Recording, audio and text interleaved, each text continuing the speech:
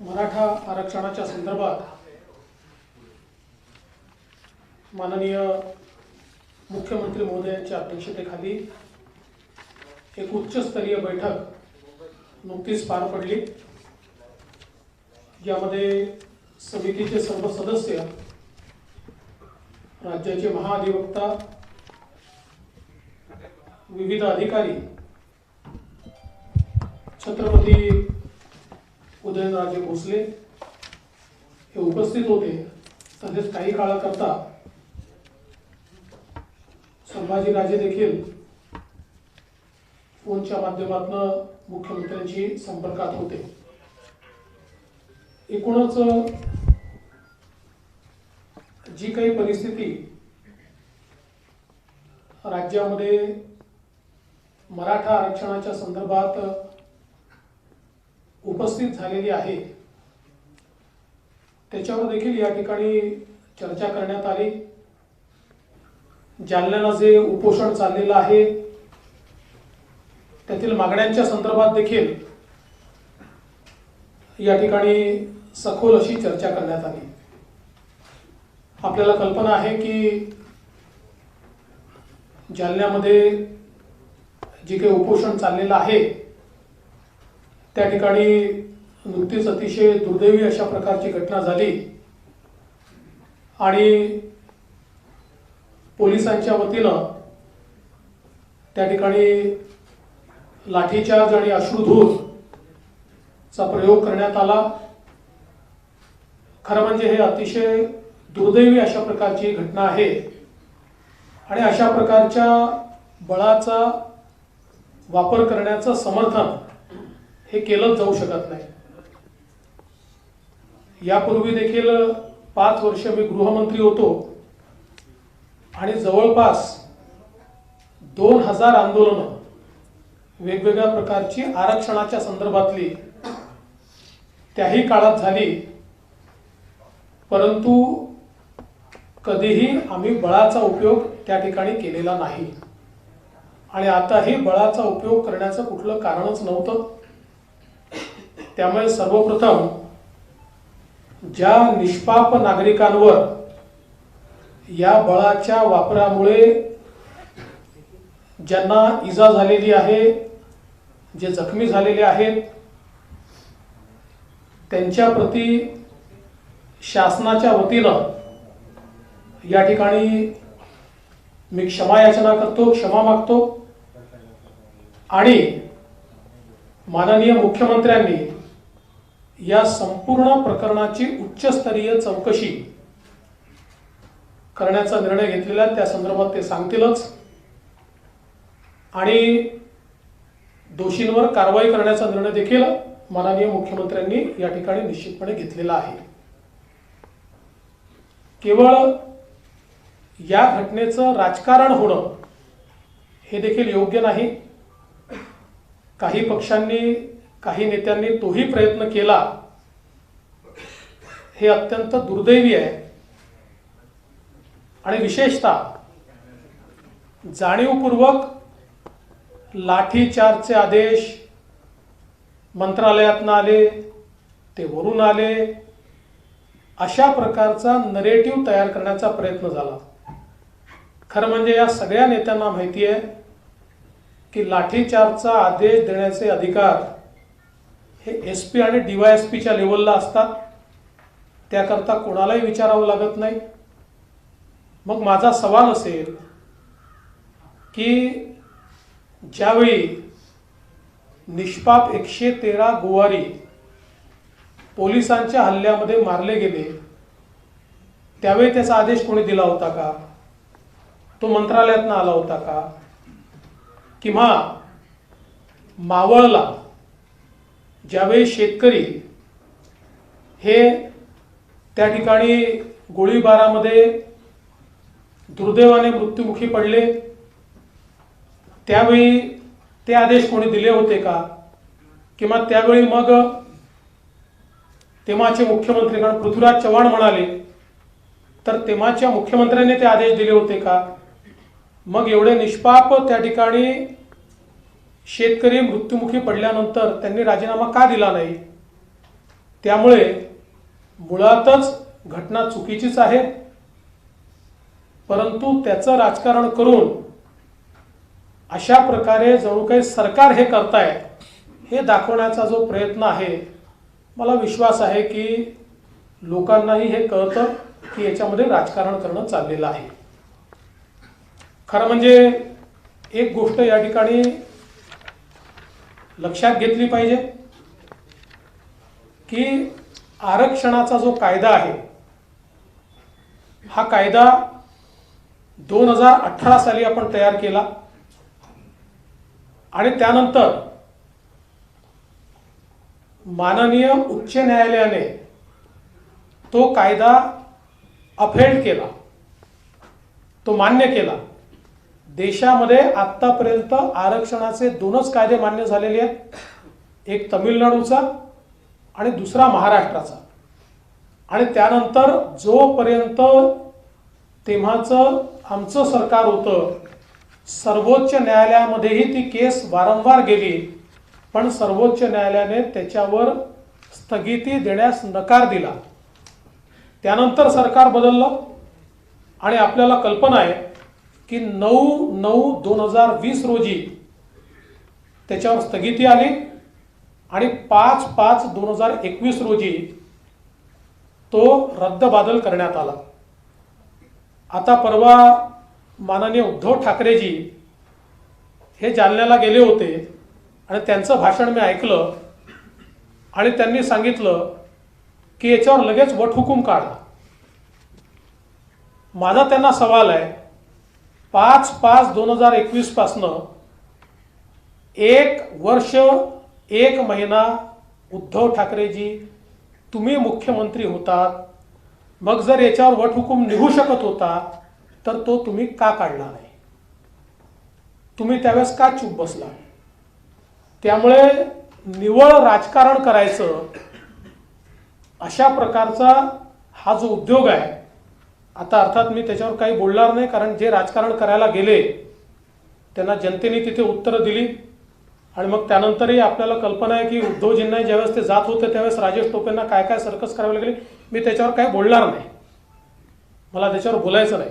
पण माझी अपेक्षा आहे, याचं कारण असं आहे की मागच्या सरकारच्या काळामध्ये केवळ आम्ही आरक्षणच दिलं असं नाही, तर ज्या ज्या सवलती ओबीसी समाजाला आहेत त्या सगळ्या सवलती या त्यावेळेच्या आमच्या सरकारने मराठा समाजाला दिल्या.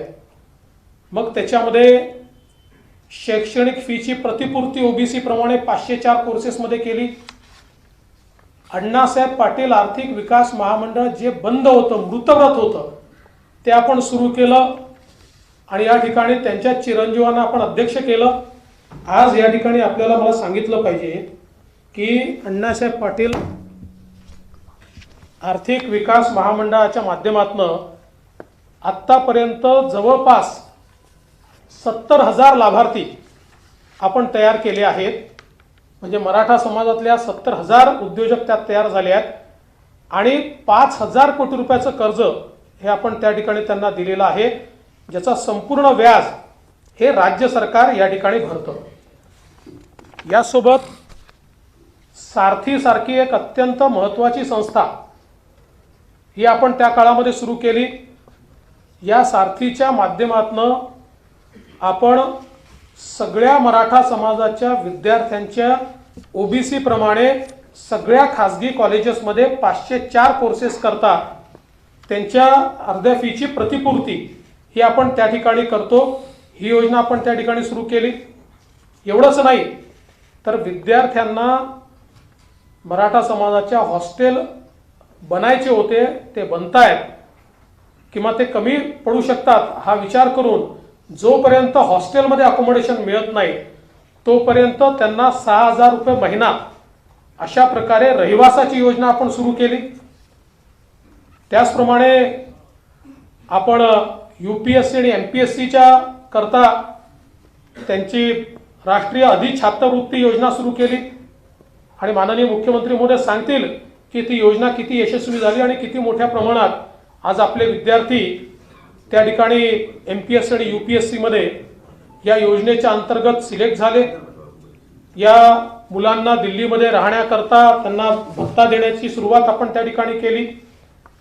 सारथीच्या 7 विभागीय कार्यालयाला जमिनी आपण दिल्या. पुणे कार्यालयाकरता 42 कोटी रुपये, खारघर करता जवळपास 119 कोटी रुपये, कोल्हापूर करता 176 कोटी रुपये, नाशिक करता 158 कोटी रुपये आणि वसतिगृहाकरता वेगळे छत्रपती संभाजीनगर 140 कोटी रुपये, लातूर 172 कोटी रुपये, नागपूर 204 कोटी रुपये, असे 1015 कोटी रुपये हे आपण त्या ठिकाणी सारथीच्या विविध कार्यालयांकरता उपलब्ध करून दिले. त्याचप्रमाणे कौशल्य विकास प्रशिक्षण कार्यक्रमाच्या माध्यमातून 28,000 विद्यार्थ्यांचं प्रशिक्षण त्या ठिकाणी आपण करतोय. वेगवेगळ्या ज्या योजना आहेत, मी सगळ्या योजना या ठिकाणी सांगणार नाही, पण 9वी ते 11वी साठी छत्रपती राजाराम महाराज सारथी शिष्यवृत्ती योजना 23,224 विद्यार्थ्यांना 31 कोटी रुपये आपण त्या ठिकाणी देतो. त्याचप्रमाणे परदेशी शिष्यवृत्ती योजना आपण सारथीच्या माध्यमातून महाराजा सयाजीराव गायकवाड योजना सुरू केली, की ज्याच्यामध्ये आपल्या मराठा समाजाच्या मुलांना त्या ठिकाणी परदेशी शिष्यवृत्ती आपण देतो. आणि अनेक गोष्टी या ठिकाणी आहेत, मी सगळ्या गोष्टी सांगून आपला वेळ घेत नाही. मी या गोष्टी एवढ्याकरता सांगितल्या की आजपर्यंत मराठा समाजाकरता जे काही निर्णय झाले आहेत ते महायुतीच्या सरकारनेच घेतलेले निर्णय आहेत.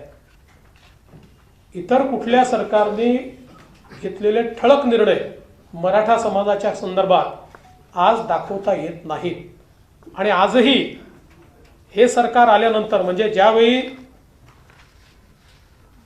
सर्वोच्च न्यायालयामध्ये आपल्याला कल्पना आहे की पिटिशन सुरू होती, अनेक वेळा महाराष्ट्र सरकारच्या वकिलांनी मागच्या सरकारच्या कार्यकाळामध्ये आम्हाला माहिती दिली जात नाही, आमच्याजवळ इन्फॉर्मेशन नाही, आम्ही या संदर्भात कमेंट करू शकत नाही, असं अनेक वेळा महाराष्ट्र शासनाच्या वकिलांनी सांगितलं. जे आरक्षण आम्ही हायकोर्टात टिकवलं, जे आरक्षण आम्ही सुप्रीम कोर्टात टिकवलं होतं, ते आरक्षण सुप्रीम कोर्टात घालवण्याचं काम आज जे नेते मराठा समाजाचा या ठिकाणी पुळका आल्याचं दाखवत आहेत, या नेत्यांनी ते घालवलं. त्यानंतर मागच्या सरकारच्या काळामध्ये न्यायमूर्ती भोसले साहेबांच्या, म्हणजे जे chief justice of Uttar Pradesh high court होते, अलाहाबाद हायकोर्ट होते, त्यांच्या अध्यक्षतेखाली एक समिती तयार केली आणि आता सर्वोच्च न्यायालयाच्या निर्णयातनं कशा प्रकारे मार्ग काढायचा या संदर्भात त्या समितीला शिफारसी करायला सांगितल्या. त्या समितीने शिफारसी केल्यानंतर त्यातल्या एकाही शिफारसीची अंमलबजावणी उद्धव ठाकरेंच्या सरकारने केली नाही. पण जसे मुख्यमंत्री एकनाथराव शिंदे झाले, एकनाथराव शिंदेजींनी त्या ठिकाणी त्या शिफारसींची अंमलबजावणी सुरू केली. आणि सगळ्यात महत्त्वाचं की उद्धव ठाकरेजींच्या सरकारच्या काळामध्ये उद्धव ठाकरेजींना वारंवार जे मराठा तरुण सिलेक्ट झाले होते पण सुप्रीम कोर्टाच्या निर्णयामुळे एसीबीसीतनं बाहेर पडले, त्यांना अधिसंख्य पदं तयार करून समावून घेतलं पाहिजे ही मागणी होत होती. कधीही त्या सरकारने त्या मागणीकडे लक्ष दिलं नाही. एकनाथराव शिंदे यांच्यामध्येच ती हिंमत होती की त्यांनी निर्णय केला की होय आम्ही यांना समावून घेऊ आणि त्या सगळ्या विद्यार्थ्या, त्या सगळ्या मराठा तरुणांना महाराष्ट्र सरकारच्या नोकऱ्यांमध्ये अधिसंख्य पदं तयार करून समावून घेण्याचं काम हे एकनाथराव शिंदेजींच्या सरकारने केलं. त्यामुळे मला असं वाटतं की हा अत्यंत महत्त्वाचा मुद्दा आहे, कॉम्प्लेक्स मुद्दा आहे, सर्वोच्च न्यायालयाच्या घटनापीठाने दिलेला निर्णय आहे आणि म्हणून याच्यावर कुठलंही सोल्युशन काढताना ते कायदेशीर असावं लागेल, ते न्यायालयात टिकणारं असावं लागेल. मराठा समाजाची दिशाभूल करता येणार नाही, थातूर मातूर करून हात झटकता येणार नाहीत. परमनंट टिकणारं अशा प्रकारचं सोल्युशन हे काढण्याचा प्रयत्न मुख्यमंत्र्यांच्या नेतृत्वात चाललेला आहे। त्याच अनुषंगाने आत्ता जो मुद्दा जालन्याला आलेला आहे किंवा मराठा समाजाच्या आरक्षणाचा जो एक मुद्दा आहे, या संदर्भात ही बैठक झालेली आहे। काही निर्णय देखील या बैठकीत झालेले आहेत। माननीय मुख्यमंत्री महोदय त्या संदर्भात जी काही आपली टिप्पणी आहे ती करतील। त्याआधी अजितदादा, आपण या ठिकाणी अजितदादांना विनंती करतो की अजितदादांनी आपल्याला संबोधित करावं। माननीय मुख्यमंत्री, उपमुख्यमंत्री, सर्व उपस्थित मान्यवर, छत्रपती उदयनराजेजी आणि सर्व मंत्रिमंडळातील सहकारी पत्रकार मित्रांनो, 2 दिवस मी आजारी असल्यामुळे बाहेर पडलेलो नव्हतो। तशा बातम्या पण आलेल्या होत्या, परंतु त्याच्यातनं गैरसमज पसरवण्याचा प्रयत्न झाला। आपल्याला सगळ्यांनाच माहिती आहे की जी काही घटना अंतरवाली सराटी तालुका अंबड जिल्हा जालन्यामध्ये घडली आणि जो लाठीचार्ज झाला, त्याच्या संदर्भातलं सगळ्यांनी स्पष्ट शब्दामध्ये त्या गोष्टीच्या बद्दलचा विरोध दर्शवला। असं व्हायला नको होतं, अशा प्रकारची भूमिका राज्याच्या प्रमुखांची आणि राज्य मंत्रिमंडळातल्या सगळ्यांचीच त्या ठिकाणी राहिलेली आहे। परंतु आम्ही अनेक वर्ष राजकीय जीवनामध्ये काम करणारे कार्यकर्ते आहोत। मलाही माहिती आहे की अशा प्रकारचे प्रसंग ज्यावेळेस येतात त्यावेळेस सर्वांनी राज्याचं हित डोळ्यासमोर ठेवून भूमिका घ्यायला पाहिजे। परंतु दुर्दैवाने काही राजकीय पोळी त्याच्यातनं भासता येते का, स्वार्थ साधता येतो का, अशाही प्रकारचा प्रयत्न त्या ठिकाणी केला जातो। खरं तर आतापर्यंतच्या एकंदरीत राजकीय कारकीर्द जर आपण बघितली तर अनेकांना अनेक वेळेला वेगवेगळ्या पदांवर संधी मिळाली। त्यांनी पण त्यावेळेस वेगवेगळ्या घटकाला, मराठा असेल, धनगर असेल, मुस्लिम असेल किंवा इतर अनेक लिंगायत असेल, अनेक समाज आपल्याला आरक्षण मिळावं म्हणून मागणी करत असतो आणि तशा प्रकारची मागणीची पूर्तता करण्याच्या करता कुणी राज्यकर्ते असले तर ते त्या ठिकाणी प्रयत्न करत असतात। परंतु उद्याच्याला तो प्रयत्न झाल्यानंतर कायद्याच्या चौकटीमध्ये देखील तो बसला पाहिजे। सुप्रीम कोर्टात, हायकोर्टात देखील तो मान्य झाला पाहिजे। वेगवेगळ्या प्रकारचे वेळोवेळी निर्णय सर्वोच्च न्यायालय देतं, वेगवेगळ्या राज्यांच्या संदर्भातलं देतं, त्याही वेळेस तिथं कुठं अडचण येता कामा नये अशा प्रकारचा सगळा प्रयत्न तो भाग करावा लागतो आणि तशा पद्धतीनं करण्यात आला। मागे एक गोष्ट मान्यच करावी लागेल, देवेंद्र फडणवीस राज्याचे प्रमुख असताना हायकोर्टामध्ये त्यांनी घेतलेला मराठा आरक्षण हे टिकलं। सुप्रीम कोर्टामध्ये ते पुन्हा नाकारण्यात आलं। त्याच्यानंतरच्या काळामध्ये देखील वेळोवेळी एकनाथराव शिंदे साहेब देखील आपल्या परीनं प्रयत्न करतायत, इतर पण सहकारी प्रयत्न करतायत, परंतु त्याला अजूनपर्यंत एक उत्तर जे मिळायला पाहिजे तसं उत्तर मिळालेलं नाहीये। शेवटी सुप्रीम कोर्टाने कोणत्या कारणाकरता ते नाकारलंय त्याचा बारकाईनं अभ्यास करून देखील कमिटी नेमण्याचा निर्णय त्या ठिकाणी घेण्यात आला। अशा या सगळ्या बाबी आहेत आणि ह्या सगळ्या बाबी असताना अनेकांना अनेक प्रकारे आपली आपली भूमिका मांडायची। खरं तर आज देखील ज्या एकनाथराव शिंदे यांच्या अध्यक्षतेखाली जी कमिटी झाली आहे त्या कमिटीमध्ये ह्या सगळ्या गोष्टीचा ओहापोह झाला। ऍडव्होकेट जनरलला बोलवण्यात आलेलं होतं, इतर सर्व सहकाऱ्यांचे देखील काय मत आहेत, काय विचार आहेत ते पण घेण्याचा प्रयत्न केला आणि मी आज विशेषतः तमाम महाराष्ट्रातल्या मराठा समाजाला आव्हान करतो की सध्या जे काही वेगवेगळ्या ठिकाणी बंद चाललेला आहे, एसटीची जाळपोळ चाललेली आहे, हे एक प्रकारचं आपल्याच राज्याचंच नुकसान आहे ना। 10 कोटी रुपयाच्या एसट्या जाळल्या तरी नुकसान शेवटी राज्याचंच होतं। पाठीमागच्या काळामध्ये वेगवेगळ्या प्रकारची आंदोलनं मराठा आरक्षण मिळालं पाहिजे म्हणून झाली, ती इतकी अभूतपूर्व होती की सगळ्यांनी कौतुक केलं, देश पातळीवर त्याचं कौतुक झालं की किती शांततेच्या मार्गाने हा समाज आंदोलन करू शकतो, कुठेही हू की चू झालं नाही। परंतु आता मात्र त्याला गालबोट लावण्याचा प्रयत्न झाला। तो जो कोणी एकंदरीतच वेगवेगळ्या मागण्या आहेत त्या मागण्यांच्या बद्दल माझ्यानंतर स्वतः राज्याचे प्रमुख जास्त अधिकारवाणीनं सांगतील परंतु मला सर्वांना आवाहन करत असताना सांगायचंय, अतिशय सकारात्मक अशा प्रकारची चर्चा आताच्या बैठकीमध्ये झाली. श्रीमंत उदयनराजे भोसले साहेब पण तिथे गेलेले होते. राज्य सरकारच्या वतीने मुख्यमंत्र्यांनी स्वतः त्या बाबतीमध्ये गिरीश महाजन साहेबांना देखील पाठवलेलं होतं. ते पण तिथं जाऊन मनोज जरांगे पाटील जे आंदोलनकर्ते आहेत त्यांच्याशी त्यांनी चर्चा केली. त्यांच्याबरोबर काय चर्चा झाली काय नाही तेही त्यांनी सांगितलं. आणि आता पुन्हा मुख्यमंत्र्यांनी गिरीश महाजन साहेबांना तिथं जायला सांगितलेलं आहे, चर्चा करायला सांगितलेली आहे.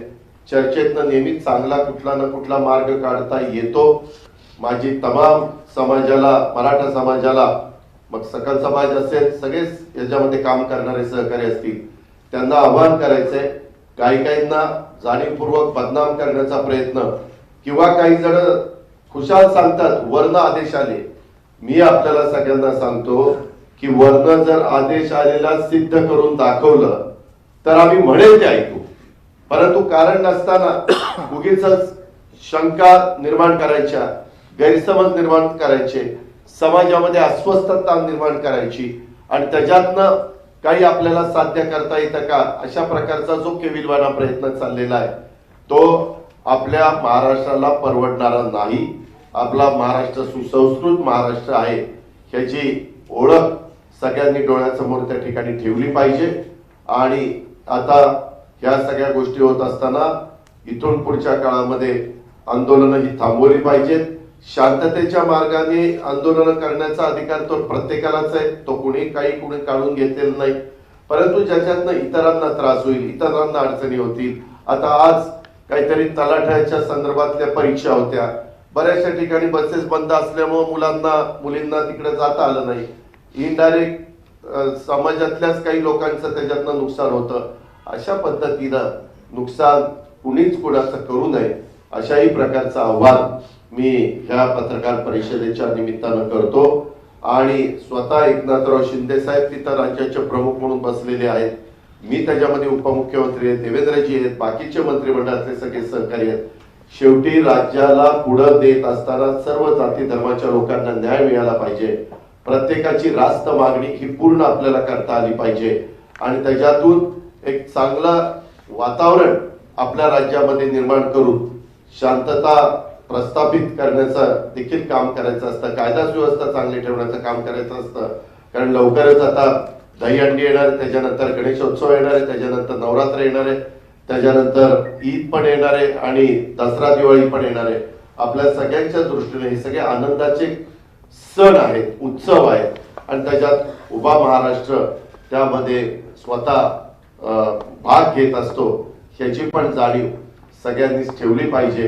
आणि मी पुन्हा एकदा मनोज जरांगे पाटील आणि सर्वच सहकार्यांना आव्हान करीन की आपले जी काही अपेक्षा, आपली जी काही मागणी आहे त्या संदर्भामध्ये एकनाथराव शिंदे साहेबांच्या नेतृत्वाखालचं महाराष्ट्राचं सरकार सकारात्मक आहे.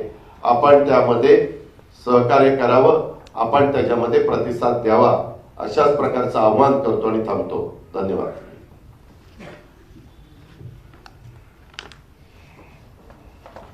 आजच्या पत्रकार परिषदेमध्ये उपस्थित दोन्ही उपमुख्यमंत्री आणि आपले उदयनराजे आहेत, आमचे सगळे मंत्री आहेत आणि पत्रकार मित्रांनो, आज एक उच्चस्तरीय बैठक संबंधित सगळ्यांचीच आम्ही घेतली. जालनामध्ये जे आंदोलन, उपोषण, त्यानंतर झालेल्या दुर्दैवी प्रकार, दुर्दैवी घटना, या बाबतीमध्ये मी स्वतः उपोषणकर्ते मनोज जरांगे पाटील यांच्याशी देखील बोललो होतो. त्यांनाही सांगितलं होतं की उपोषण आणि आपल्या जे काही आंदोलन आहे त्या आंदोलनावर आपलं सरकार काम करतंय. तुमची जी मागणी आहे त्याच्यावर गांभीर्याने आपण काम करतोय. त्या ठिकाणी मंत्री गिरीश महाजन, सावे, भुमरे, दानवे, रावसाहेब दानवे यांना देखील मी स्वतः पाठवलं होतं आणि त्यांच्याशी चर्चाही करायला लागली। एकंदरीत मराठा समाजाचं जे काही यापूर्वी आंदोलनं झाली आपण सगळ्यांनी पाहिली। खूप मोठ्या प्रमाणावर लाखांचे मोर्चे 58 मोर्चे या महाराष्ट्रात निघाले, परंतु अतिशय शिस्तबद्ध पद्धतीने निघाले। कुठेही काही गालबोट लागले नाही, कायदा सुव्यवस्था अबाधित राहिली। परंतु दुर्दैवाने काल 2-3 दिवसामध्ये जे काही सुरू आहे, मी कालही माझ्या भाषणातून सांगितलं की मराठा समाज हा अतिशय शिस्तबद्ध आणि शिस्तप्रिय आहे। याचा अनुभव आपल्याला गेल्या काही वर्षामध्ये आला। परंतु आंदोलनाच्या माध्यमातून, आंदोलनाच्या आडून काही लोक जे या महाराष्ट्रामध्ये शांतता बिघडवण्याचं काम किंबहुना जातीमध्ये तेढ निर्माण करण्याचं काम करू इच्छित आहेत, त्यांच्यापासून आपल्या मराठा समाजाने, मराठा क्रांती, मराठा समन्वयकांनी सावध भूमिका घेतली पाहिजे, सावध राहिलं पाहिजे। हे आताही मी या ठिकाणी सांगू इच्छितो। उदयनराजेंना मी मनापासून धन्यवाद देतो, ते स्वतः गेले तिकडे, त्याची भेट घेतली आणि त्याला आपल्या तब्येतीची काळजी घेण्याच्याही सूचना दिल्या आणि त्याचबरोबर छत्रपती संभाजीराजे देखील गेले, त्यांनी देखील शांतता प्रस्थापित झाली पाहिजे अशा प्रकारचा प्रयत्न केला।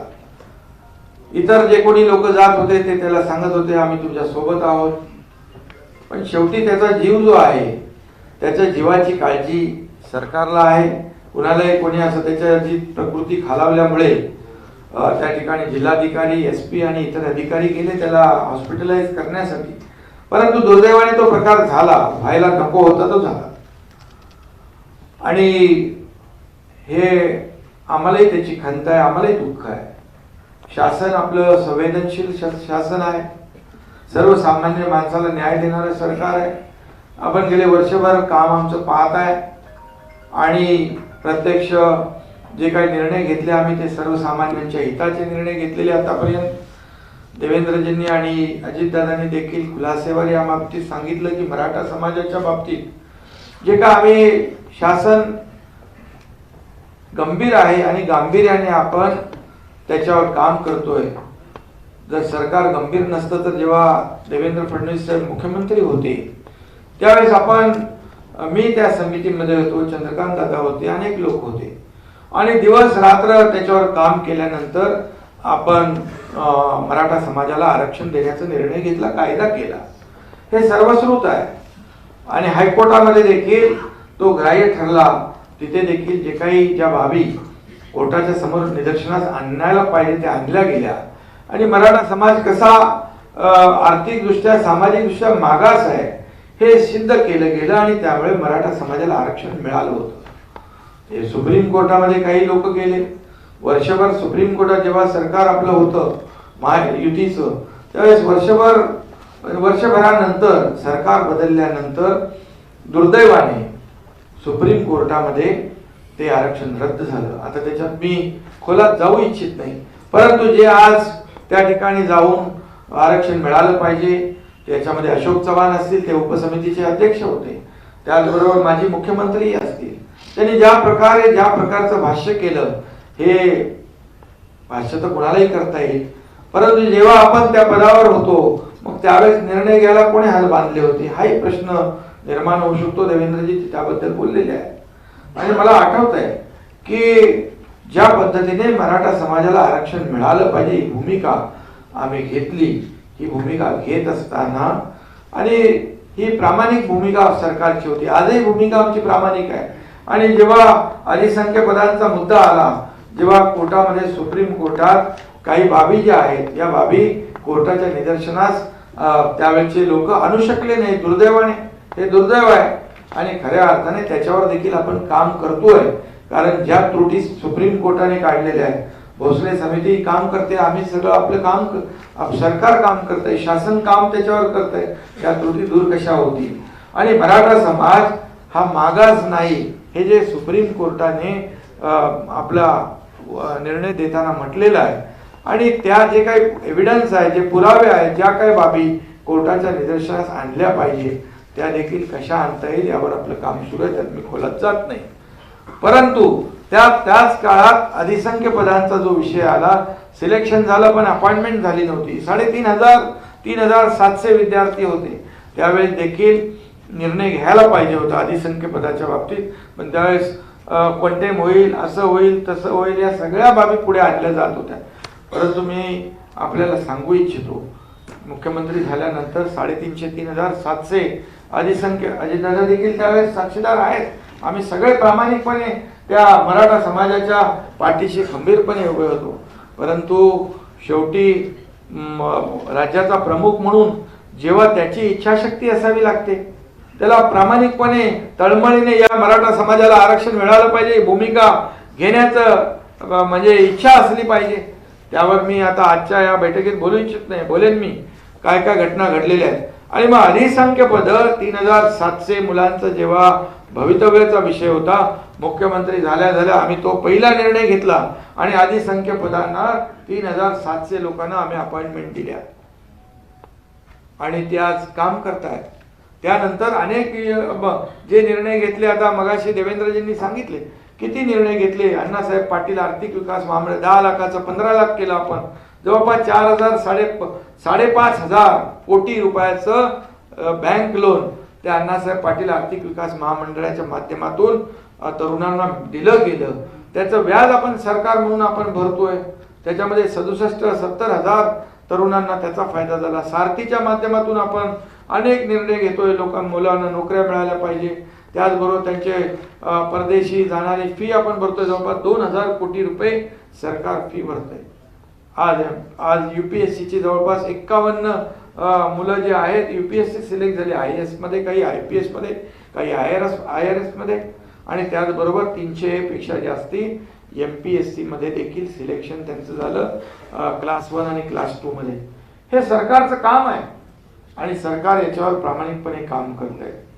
मी आपल्याला एवढंच सांगतो की आता देखील मराठा समाजाला आरक्षण मिळालं पाहिजे, ते कायद्याने टिकलं पाहिजे, ते फुलप्रूफ असलं पाहिजे. आम्हाला कोणाची फसवणूक करायची नाही आणि म्हणूनच त्याच्यावर अतिशय गांभीर्याने सगळ्या बाबी मी इथे आपल्या समोर स्पष्ट करू इच्छित नाही.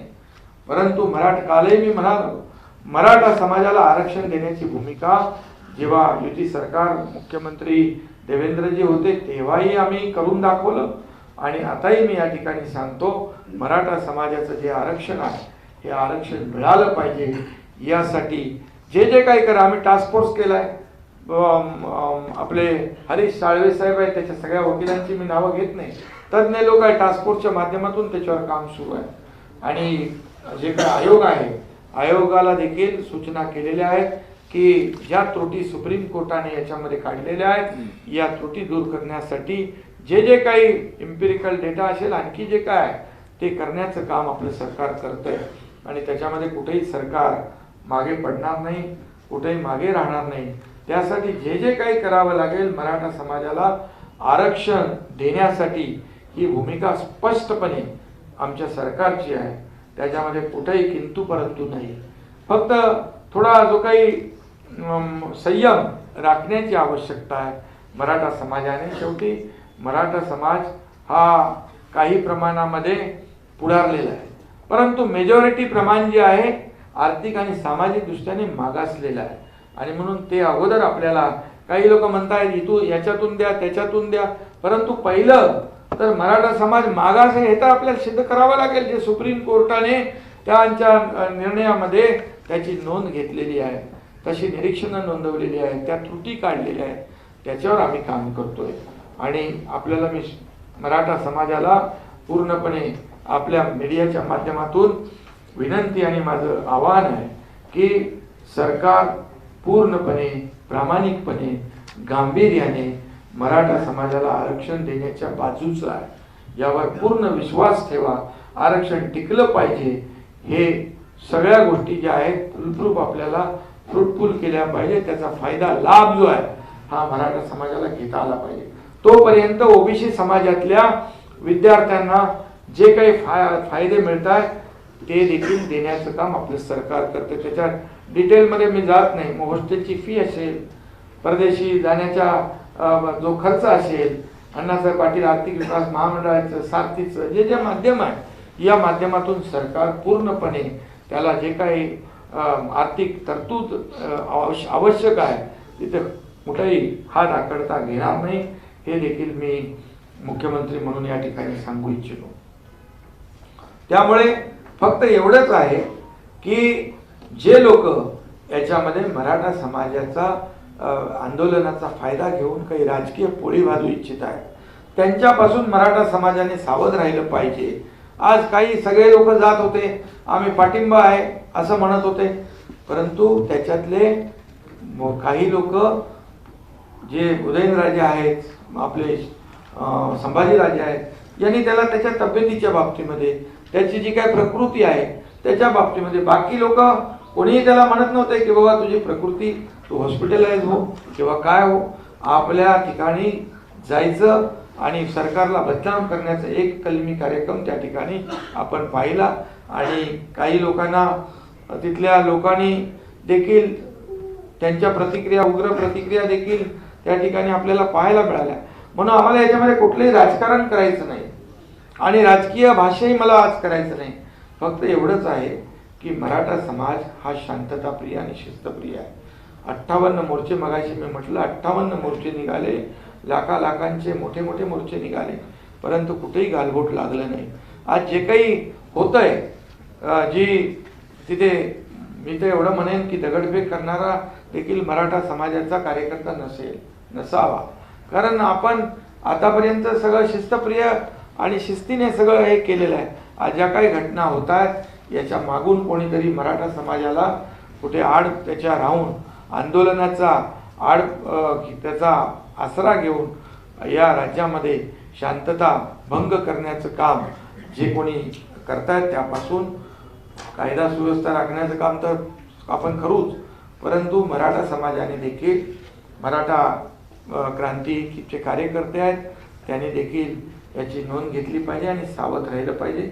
एवढंच माझं आज सांगणं आहे. आणि त्याचबरोबर जी घटना घडली त्या बाबतीमध्ये आज जे तिथले SP आहेत, पोलीस अधीक्षक दोषी, त्यांना आम्ही जिल्ह्याच्या बाहेर त्यांना पाठवण्याचा निर्णय घेतला. त्याची अंमलबजावणी झाली. बलकवडे नावाचे SP त्यांनी त्या ठिकाणी चार्ज घेतलेला आहे. उपविभागीय अधिकारी जे आहेत त्यांना निलंबित करण्याचा निर्णय देखील आपण घेतलेला आहे. आणि याची सखोल चौकशी पोलीस महासंचालक करतायत.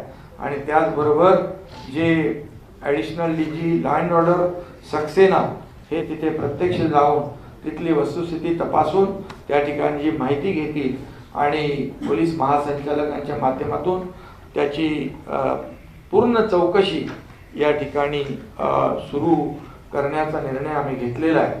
आणि त्यामध्ये जे दोषी असतील त्या दोषींवर कारवाई करण्याचा देखील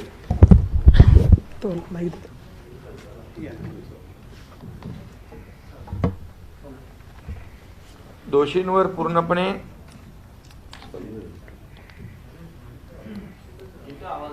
येतोय, ठीक आहे, असं पण येईल. तर जे दोषी आहेत त्यांच्यावर कारवाई केली जाईल. आता उपविभागीय अधिकारी जे आहेत त्यांना निलंबित करण्याचा निर्णय घेतला आहे. आणि यानंतर चौकशीमध्ये जे काही समोर येईल त्या चौकशीच्या अहवालाप्रमाणे शासन पूर्णपणे कारवाई करेल. मराठा समाजातल्या कार्यकर्त्यांना कुठलाही त्रास होणार नाही याची देखील शासन काळजी घेईल. आणि मला वाटतं यापेक्षा जे कुणबी समाजाचं जे दाखल्याचा जो विषय आहे या बाबतीत देखील आता बैठकीमध्ये चर्चा झाली. महसूल विभागाचे सचिव, अतिरिक्त मुख्य सचिव त्याच्यावर काम करतात.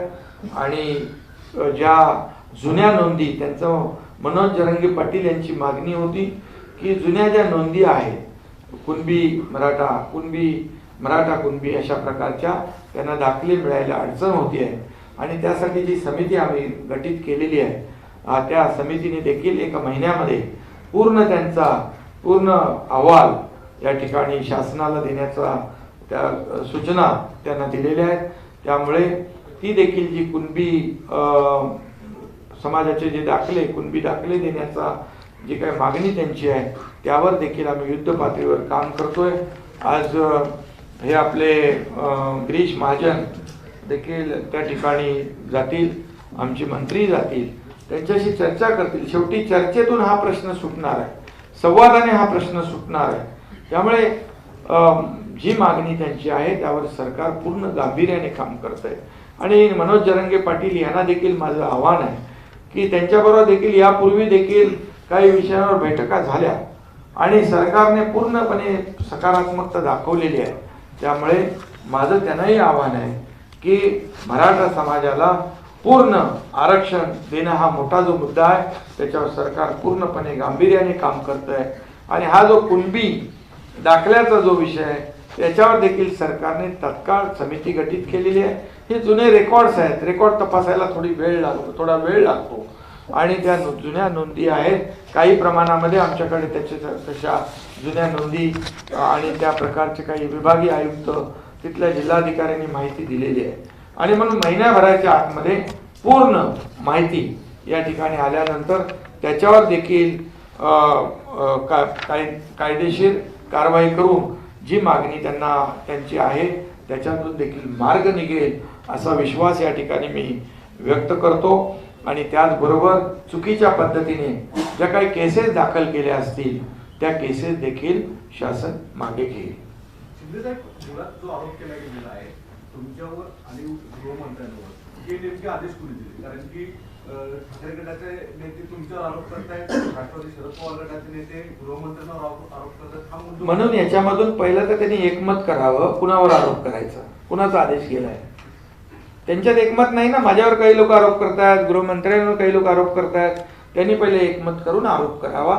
तुम्हाला एवढंच सांगतो मी, यामध्ये कुठल्याही प्रकारचा आदेश, अरे मराठा आंदोलन करताना लाठीमार करा अशा प्रकारचा आदेश आम्ही देऊ शकतो का?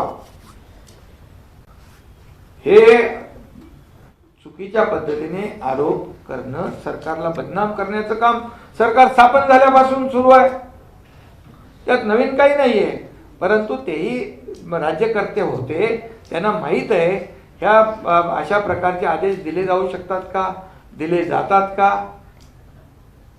त्यामुळे आरोप हे करणं ह्याच्यामध्ये राजकारण मला आत्ता आणायचं नाहीये.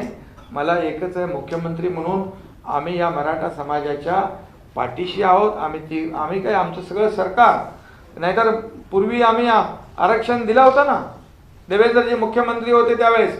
मग 2.5 वर्ष तुम्ही जे रद्द झालं याला कारणीभूत कोण आहे? सुप्रीम कोर्टामध्ये त्याच्यात पण डिटेलमध्ये आमच्याकडे सगळी माहिती आहे. काय कोणी हलगर्जीपणा केला, कुणाचा नाकारतेपणा आहे. या मराठा समाजाचं आरक्षण जे रद्द झालं यामध्ये कोण जबाबदार आहे? आम्ही दिल्यानंतर वर्षभर सुप्रीम कोर्टामध्ये देखील ते आरक्षण होतं. त्यामुळे आज मी त्यावर बोलू इच्छित नाही. एवढंच सांगतो, याच्यामध्ये विरोधकांनी देखील याच्यात राजकारण आणू नये. हा मराठा समाज जो आहे हा शांतताप्रिय आहे, शिस्तप्रिय आहे आणि याच्या मागून महाराष्ट्र अशांत करण्याचं काम प्रयत्न कुणी करू नये.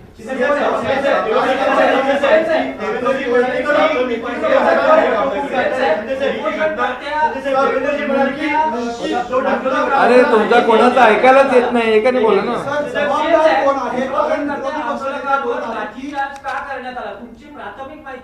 अरे बाबा, म्हणून तर त्याची चौकशी लावली, उच्चस्तरीय चौकशी लावली. त्या SP ला जिल्ह्याच्या बाहेर घालवला, उपविभागीय अधिकाऱ्याचं निलंबन केलंय. आता चौकशी अंती जे बाहेर येईल त्याच्यावर कारवाई केलेली आहे. आता नेमकी माहिती काय? चौकशी तर लावलेली आहे, पण लाठीचार्ज झाला हे सत्य आहे. तर पण तो लाठीचार्ज का झाला? काही प्राथमिक, अरे ते बाहेर येऊ द्या ना चौकशी. अरे चौकशी केल्याशिवाय बाहेर बाहेर येणार. पोलीस महासंचालकाला चौकशी करायला करू द्या. हुकूम काढला नाही त्यावेळी, पण तेव्हाची जी समिती होती त्याच्यामध्ये आपण स्वतः आणि अजितदादा दोघेही होता. तेव्हा कुठे गाडी घडली होती? हा होतो ना, आम्ही दोघं होतो, आम्ही सदस्य होतो. आम्ही अध्यक्ष आणि मुख्यमंत्री नव्हतो.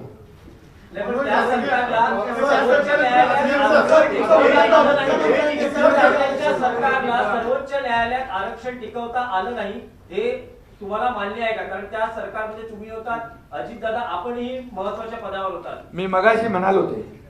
नाही पण जे आरक्षण देवेंद्र फडणवीसांच्या काळात दिलं होतं ते हायकोर्टात टिकलं होतं, त्याच्यासाठी काळजी घेतली होती आणि ते दुर्दैवाने सुप्रीम कोर्ट, बघा सुप्रीम कोर्टावर त्याचाही मला आदर राखायचा आहे हा. आणि त्यावेळी अशोक चव्हाण उपसमितीचे अध्यक्ष होते, हे लक्षात घ्या. हे किती वेळा गेले तिकडे, काल तिथे बोलत होते मोठं म्हणजे गळा काढून, गळा तर मराठा समाजाचा घोटणार ते, आणि गळा काढायला गेले होते तिकडे.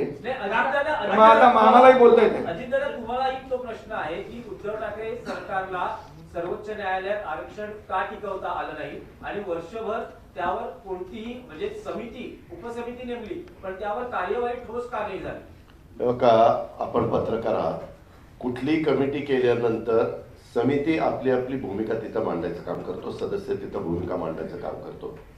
शेवटी त्याच्यामध्ये जो प्रमुख व्यक्ती असते त्या प्रमुख व्यक्तीचाच निर्णय अंतिम असतो. आजही मी काही सांगितलं, देवेंद्रजींनी काही सांगितलं, तर शेवटी अंतिम निर्णय एकनाथराव शिंदे साहेब त्या ठिकाणी घेतात, कारण ते आज राज्याचे प्रमुख आहेत. त्यावेळेस हे टिकण्याच्या करता आम्ही आमच्या परीनं सूचना त्या ठिकाणी केल्या. शेवटी प्रमुखांनी फायनल निर्णय घ्यायचा असतो. ज्यावेळेस टिकतं त्यावेळेस प्रमुख ती क्रेडिट घेतो, त्यावेळेस टिकत नाही त्यावेळेस जो प्रमुख असेल त्यांनीच अपयश पण मान्य केलं पाहिजे. ह्याच्यात दुसऱ्याची जबाबदारी त्यांनीच घेतली पाहिजे. दुसऱ्यांनी जबाबदारी घेऊन चालत नसतं. आज तुम्ही आता ज्या चॅनलचे आहेत तुमच्या संपादकांनी जबाबदारी घेतली पाहिजे, तुम्ही जबाबदारी घेऊन चालत नाही असं आहे. आणि मगाशी सारखं सारखं चाललंय ना, कुठे आदेश दिले कुठे आदेश दिले, चला दूध का दूध पाणी का पाणी. आम्ही कुणी तिघांनी आदेश दिले असतील ना, सिद्ध करावं, राजकारणात बाजूला होईल.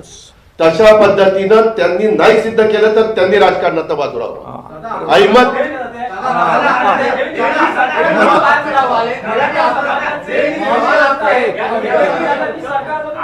ज्या पद्धतीनं हा सगळा गोंधळ झाला आणि थेट शरद पवार लोकेशनला पोहोचले, लगेच रोहित पवार रात्री 2:30 वाजता तिथं पोहोचले, हा सगळ्या तर गोष्टी बघितल्या तर कुठेतरी मराठा विरुद्ध ओबीसी हे गोंधळ निर्माण करण्याच्या सध्या दिसते हालचाली सगळे. ते तुम्ही शोधायचं. हे बघा, बरोबर वेळेवर पोचतात, सगळ्या गोष्टी करतात. आणि याच्यामध्ये काय आहे, एक मिनिट, नाही याच्यामध्ये एवढं आहे बघा, हे झाल्या झाल्या काही लोक पोचतात रात्री 2:30 वाजता, पवार साहेब पोचतात. पवार साहेबांच्या बद्दल ते मोठे नेते आहेत, मी बोलू इच्छित नाही, पण तिथल्या लोकांनी प्रतिक्रिया दिलेल्या आहेत. पवार साहेब देखील या राज्याचे मुख्यमंत्री राहिलेले आहेत. त्यामुळे माझं एवढंच, माझी विनंती आहे, हा मुद्दा आपला जो मराठा समाजाचा आहे याच्यावर कुणी राजकीय पोळी भाजून घेऊ नये. या राज्यामध्ये शांतता नांदली पाहिजे. या राज्यात सर्व जाती धर्माचे लोक राहतात, गुन्ह्या गोविंदाने राहतात, पण काही लोकांना आमचं सरकार आल्यापासून हे नको आहे. त्यामुळे काही नाही काढून काही आरोप प्रत्यारोप हे सुरू आहेत. पण माझी सगळ्यांना विनंती आहे की हा मराठा समाजाला न्याय आपल्याला दिला पाहिजे आणि त्यासाठी सगळ्यांचं सहकार्य अपेक्षित आहे. सगळ्यांनी सहकार्य करावं आणि आपल्या या मराठा समाजाला न्याय मिळून थांबा. मगाशी तुम्ही काटेवाडीचा विषय काढला. काटेवाडीचा का विषय काढला? माझं गाव आहे म्हणूनच काढला ना. अख्ख्या महाराष्ट्रात 40,000 गावं आहेत, त्याचा कुठला विषय निघाला नाही. मी ताबडतोब सरपंचाला सकाळी फोन केला, म्हणलं कुणी रे तिथं मागणी केली? तो म्हणला दादा आम्ही कुणीही तिथं नव्हतो, एक व्यक्ती त्यांनी त्या बाबतीमध्ये तशा प्रकारची मागणी केली. आता एवढ्या मोठ्या राज्यामध्ये 14 कोटीमध्ये एकाने मागणी केली आणि त्याला मीडियानी उचलून धरलं तर त्याला एवढा काही अधिकार नाहीये. त्याच्यावर त्या मागणीमध्ये काही तथ्य नाहीये.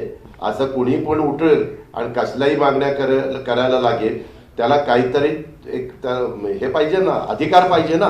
तो गावचा सरपंच असता, उपसरपंच असता, कोणतरी प्रमुख असता तर गोष्ट